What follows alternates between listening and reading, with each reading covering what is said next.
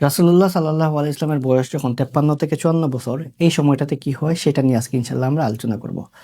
আল্লাহ রাসূল সাল্লাল্লাহু আলাইহি ইসলাম মদিনা হিজরতের পর উনি আবু আইয়ুব আনসারী রাদিয়াল্লাহু আনহু উনার বাড়িতে গেস্ট হিসেবে থাকেন। সেই সময় অনেকেই চায় তারা যেন আল্লাহ রাসূল সাল্লাল্লাহু আলাইহি ইসলামেরকে তাদের বাড়িতে নিয়ে যেতে পারে। কিন্তু আল্লাহ রাসূল সাল্লাল্লাহু আলাইহি ইসলাম বলেন যে এখন যদি উনি কার বাড়িতে যাবেন? তো আল্লাহ রাসূল সাল্লাল্লাহু আলাইহি ইসলাম বলেন যে উনার সাথে যে উটটা আছে, সেই উটটা যেখানে গিয়ে থামবে তিনি তার বাড়িটাতেই যাবেন। এবং রাসূলুল্লাহ সাল্লাল্লাহু আলাইহি ওয়াসাল্লাম বলেন এই উটটা আল্লাহর কাছ থেকে আদেশপ্রাপ্ত এবং সেই উটটাই নির্ধারণ করবে কোন জায়গায় যাবেন। সেই উটটা গিয়ে থামে আবু আইয়ুব আনসারী রাদিয়াল্লাহু আনহু উনার বাড়িতে, এবং সেই বাড়িটাতে আল্লাহ রাসূল সাল্লাল্লাহু আলাইহি ওয়াসাল্লাম থাকেন। এবং এই সময়টা ছিল প্রায় ৭ মাস। ৭ মাস রাসূলুল্লাহ সাল্লাল্লাহু আলাইহি ওয়াসাল্লাম আবু আইয়ুব আনসারী রাদিয়াল্লাহু আনহুর বাড়িতে গেস্ট হিসেবে থাকেন। এবং রাসূলুল্লাহ সাল্লাল্লাহু আলাইহি ওয়াসাল্লাম থাকেন সেই বাড়ির নিচ তলায়, এবং আবু আইয়ুব আনসারী রাদিয়াল্লাহু আনহু থাকেন সেই বাড়ির উপরের তলায়, দোতলায়। আমরা অনেকেই মনে করতে পারি যে সেই যুগে ২ তলার কোনো বাড়ি ছিল কিনা। কিন্তু আমরা যদি প্রাচীন অবকাঠামোগুলা দেখি, আমরা দেখতে পাই আল্লাহ রাসূল সাল্লাল্লাহু আলাইহি ওয়াসাল্লামের যুগেও কিন্তু ২ তলা বাড়ি ছিল। আমরা এখন মনে করি কি ২ তলা বাড়ি মানে হলে ইট সিমেন্টের বাড়ি, এরকম কিছু ফ্ল্যাট বাড়ি হবে। কিন্তু সেই যুগে কিন্তু ওই যুগের সিস্টেমেই কিন্তু ২ তলা ৩ তলা বাড়িও ছিল। এবং রাসূলুল্লাহ সাল্লাল্লাহু আলাইহি ওয়াসাল্লাম আবু আইয়ুব আনসারী রাদিয়াল্লাহু আনহুর বাড়ির নিচ তলায় থাকেন, আবু আইয়ুব আনসারী ২ তলায় থাকেন। তো একদিন হঠাৎ আবু আইয়ুব আনসারী রাদিয়াল্লাহু আনহু এবং উনার ওয়াইফ ওনারা চিন্তা করলেন যে আমরা কত বড় বেয়াদবি করতেছি, যে আল্লাহ রাসূল সাল্লাল্লাহু আলাইহি ওয়াসাল্লাম থাকেন নিচ তলায় আর আমরা থাকি বাড়ির উপরের তলায়। তো ওনারা চিন্তা করলেন যে না, আমরা এটা তো হতে দেয়া যায় না। তো পরের দিন তারা আল্লাহ রাসূল সাল্লাল্লাহু আলাইহি ওয়াসাল্লামকে গিয়ে বললেন, ইয়া রাসূলুল্লাহ, আমরা তো মানে অনেক বড় ভুল করে ফেলছি। আমরা উপরের তলায় থাকতেছি আর আপনি থাকেন নিচ তলায়, এটা তো হতে পারে না। তখন আল্লাহ রাসূল সাল্লাল্লাহু আলাইহি ওয়াসাল্লাম বললেন যে দেখো, সারাদিন আমার সাথে মানুষজন দেখা করতে আসে, এখন আমি যদি উপরের তলায় থাকি এটা তো অসুবিধা হবে। কোনো অসুবিধা নাই, তোমরা উপরের তলায়ই থাকো। তো আরেকদিন আরেকটা ঘটনা ঘটে। ওইদিন আবু আইয়ুব আনসারী রাদিয়াল্লাহু আনহু এবং উম্মে আইয়ুব আনসারী রাদিয়াল্লাহু আনহা ওনারা দুজন ঘুমাচ্ছিলেন, ঘুমাতে যাবেন এরকম অবস্থায়। তখন পানি পড়ে যায়।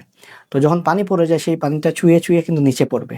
তো তারা কি করেন, তারা ওই সময় যে কম্বল যা কিছু থাকুক যেটা দিয়ে আসলে পানিটা মোছা যায়, তো এইটা দিয়ে ওনারা পানিটা আটকে রাখেন, এবং তারা চান নাই যে কোনো ওয়েতে পানিটা আল্লাহ রাসূল সাল্লাল্লাহু আলাইহি ওয়াসাল্লামের ওনার নিচে ওনার শরীরে পড়ুক। তো যখন এরকম অবস্থা হয়, পরের দিন গিয়ে বলেন, ইয়া রাসূলুল্লাহ, আমরা আর পারবো না উপরে থাকতে। আমাদের কষ্ট হচ্ছে যে আমরা উপরে থাকবো আর আপনি থাকবেন নিচে। তখন রাসূলুল্লাহ সাল্লাল্লাহু আলাইহি ওয়াসাল্লাম তাদের অনুরোধটা রাখেন এবং উনি উপরের তলায় চলে যান। তো এইটা ছিল মানে ওই সময়ের কিছু ঘটনা, যেখানে আল্লাহ রাসূল সাল্লাল্লাহু আলাইহি ওয়াসাল্লাম আবু আইয়ুব আনসারী রাদিয়াল্লাহু আনহুর বাড়িতে থাকেন, এবং সেটা ছিল ৭ মাস। এবং সেই সময়ে অনেকেই আল্লাহ রাসূল সাল্লাল্লাহু আলাইহি ওয়াসাল্লামের কাছে গিফট নিয়ে যেতেন, এবং আল্লাহ রাসূল সাল্লাল্লাহু আলাইহি ওয়াসাল্লাম সেই গিফটগুলা গ্রহণ করতেন। রাসূলুল্লাহ সাল্লাল্লাহু আলাইহি ওয়াসাল্লাম মদিনা হিজরতের পর কয়েকটা কাজ করেন।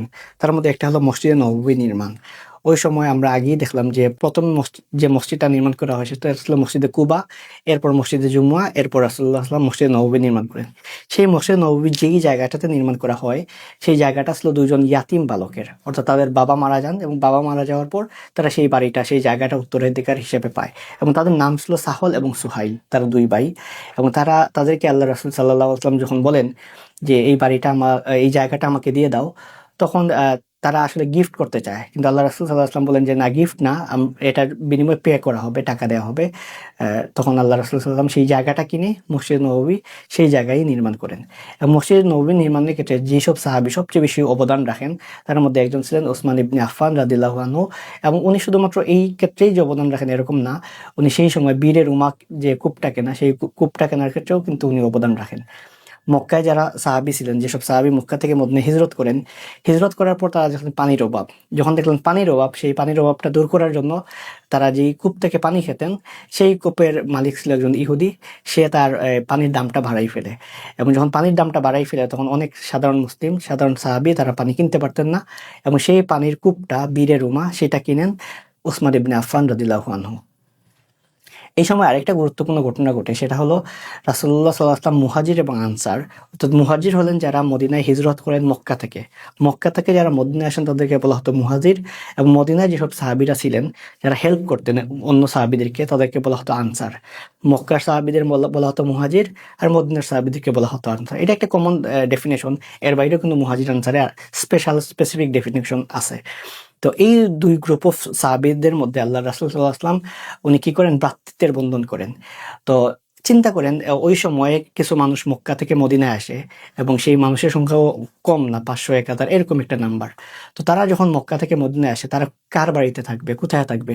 ওই সময় কোনো তো হোটেল নাই বা থাকার ব্যবস্থা নাই।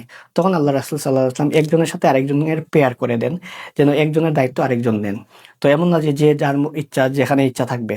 তো এটা না করে এটা সিস্টেমেটিক্যালি একটা ব্যবস্থা করেন আল্লাহ রাসূল সাল্লাল্লাহু আলাইহি ওয়াসাল্লাম, এবং দেখা যায় একজনের ভাগ্যে বা একজনের আন্ডারে আরেকজন বা আরো দুইজন সাহাবী পড়েন, যাদেরকে তারা টেক কেয়ার করতেন, খাবারের ব্যবস্থা থেকে শুরু করে থাকার ব্যবস্থা সবকিছু করতেন।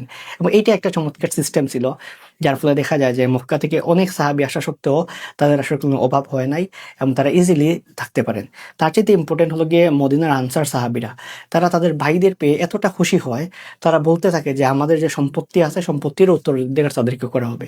অর্থাৎ মদিনার আনসার সাহাবীরা তারা শুধুমাত্র যে এত ইসলামে তাদেরকে এত সম্মান কেন করলো এবং রাসূলুল্লাহ সাল্লাল্লাহু আলাইহি ওয়াসাল্লাম তাদেরকে কেন এত সম্মান করতেন, তার কারণ হলো গিয়ে তারা এমনভাবে মুহাজিরদেরকে রিসিভ করে, এমনভাবে তাদের সাথে কথা বলে, সেটা আসলে বিস্ময়কর। তো এইসব জায়গা থেকে এই ভ্রাতৃত্ববোধ এটা কিন্তু অটুট ছিল, এবং আমরা যারা এই যুগে যারা মুসলিমদের ভ্রাতৃত্ববোধ জানতে চাই, পড়তে চাই, এই হিস্ট্রিটা আমাদের প্রপারলি জানা দরকার। এই সময় আরেকটা গুরুত্বপূর্ণ ঘটনা ঘটে, সেটা হলো মদিনা সনদ। রাসূলুল্লাহ সাল্লাল্লাহু আলাইহি ওয়াসাল্লাম এই সময় মদিনা সনদ করেন এবং ইহুদিদের সাথে, মদিনার অন্যান্য যারা গ্রুপ ছিল তাদের সাথে একটা চুক্তি করেন। এই মদিনা সনদটা নিয়ে অনেক কথাবার্তা হয়, আধুনিক বর্তমান সময়ের পলিটিক্যাল কালচারও কিন্তু এইটার খুবই রেলেভেন্ট। তো মদিনা সনদটা ওই সময়টাতেই করা হয়। রাসূলুল্লাহ সাল্লাল্লাহু আলাইহি ওয়াসাল্লাম মদিনা যখন হিজরত করেন, তার হিজরত করার পর যে প্রথম ৩-৪টা কাজ করেন, তার মধ্যে একটা ছিল মদিনা সনদ। তো মক্কা থেকে যেসব সাহাবীরা মদিনায় হিজরত করেন, তো স্বাভাবিকভাবে কি হয়, আমরা একটা এলাকা থেকে আরেকটা এলাকায় গেলে অসুস্থ হয়ে পড়ি। তো ওই সময়ও কিন্তু দেখা যায় যে মক্কা থেকে যেসব সাহাবী মদিনায় হিজরত করেন, তারা অনেক বেশি অসুস্থ হয়ে পড়েন। মদিনার আবহাওয়া তাদের সাথে সুইটেবল ছিল না এবং তারা এতটা অসুস্থ হয়ে পড়েন, তারা ওই সময়ের মক্কাটাকে মিস করতে থাকেন। তখন আল্লাহ রাসূল সাল্লাল্লাহু আলাইহি ওয়াসাল্লাম মদিনার জন্য দোয়া করেন, যে দোয়াটা করেছিল এরকম যে আল্লাহ মক্কাতে যেরকম আমাদেরকে নিয়ামত দিয়েছেন, মদিনাতেও তার চেয়ে নিয়ামত দেন এবং সেটা বাড়াই দেন। এবং মদিনার জন্য আল্লাহ রাসূল সাল্লাল্লাহু আলাইহি ওয়াসাল্লাম কিন্তু স্পেশাল দোয়া করেন। যতগুলো দোয়া আছে সেই দোয়াটা কিন্তু এই ইনসিডেন্টে আল্লাহ রাসূল সাল্লাল্লাহু আলাইহি ওয়াসাল্লাম মদিনাবাসীর জন্য, মদিনার জন্য দোয়া করেন। এবং এরপর থেকে মদিনার যে রোগগুলা ছিল, যে স্বাভাবিকভাবে যে মহামারীটা ছিল, সেটা দূর হয়ে যায় এবং মদিনাটা সাহাবীদের জন্য বসবাসের খুবই উপযুক্ত হয়। এই সময় আরেকটা বিধান নাজিল হয়, সেই বিধানটা হলো আজানের বিধান। আমরা যে প্রতিদিন ৫ ওয়াক্ত মসজিদে আজান শুনি, সেই আজানের বিধানটাও কিন্তু এই সময় নাজিল হয়। যখন মদিনায় মানুষজন বেড়ে গেল, তখন আসলে মানুষজনকে আহ্বান করা হবে কিভাবে? আমরা দেখি মক্কাতে তো কাবাঘর ছিল, কিন্তু আজান দেওয়ার তো কোনো ব্যবস্থা ছিল না। মুসলিমরা সেই জায়গায় নির্যাতিত ছিল। কিন্তু মদিনায় যখন তারা হিজরত করেন, তখন কিন্তু অবস্থাটা বদলে যায়। তখন কিন্তু চাইলেও আজান দেওয়া যেত এবং সবাইকে আহ্বান করা যেত। তো সেই আজানের বিধানটা তখনই নাজিল হয়। এবং আমরা জানি যে আজানের বিধানটা সাহাবীরা স্বপ্নে দেখেন।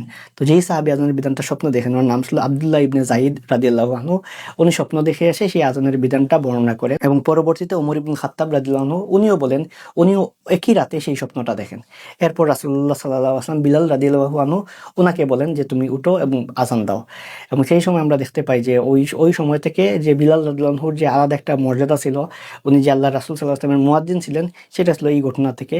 উনি আল্লাহ রাসূল সাল্লাল্লাহু আলাইহি ওয়াসাল্লামের মুয়াজ্জিন হিসেবে উনি পরিচিতি লাভ করেন। এবং সেই ঘটনা ছিল রাসূলুল্লাহ সাল্লাল্লাহু আলাইহি ওয়াসাল্লামের বয়স যখন 53 থেকে 54 বছর ছিল সেই সময়, এবং এটা হিজরতের যেই বছর হিজরত করেন সেই বছরই। এই সময় আরেকটা গুরুত্বপূর্ণ ঘটনা ঘটে, সেটা হলো বাজার নির্মাণ।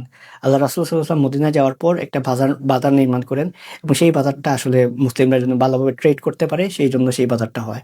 এবং আমরা এখন যারা উমরাতে যাওয়ার পর মদিনায় যাই, এই বাজারটা কিন্তু মসজিদে গাওমার পাশেই যে একটা বাজারের চিহ্ন দেখতে পাই, সেইটা ছিল ওই সময় রাসূলুল্লাহ সাল্লাল্লাহু আলাইহি ওয়াসাল্লামের নির্মিত যে বাজার, ওই বাজারে মুসলিমরা ট্রেড করতো, মুসলিমরা ব্যবসা বাণিজ্য করতো।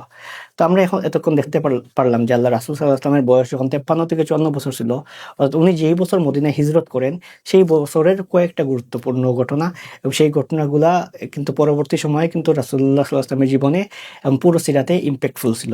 তার মধ্যে সবচেয়ে ইম্পর্টেন্ট হলো মসজিদে নববী নির্মাণ। অর্থাৎ ওই সময়ের মসজিদ কেন্দ্রিক কিন্তু সবকিছু পরিচালিত হতো, এবং সেই মসজিদে নববী নির্মাণ রাসূলুল্লাহ সাল্লাল্লাহু আলাইহি ওয়াসাল্লাম যেই বছর মদিনায় হিজরত করেন, সেই বছরই কিন্তু মসজিদে নববী নির্মাণ করেন।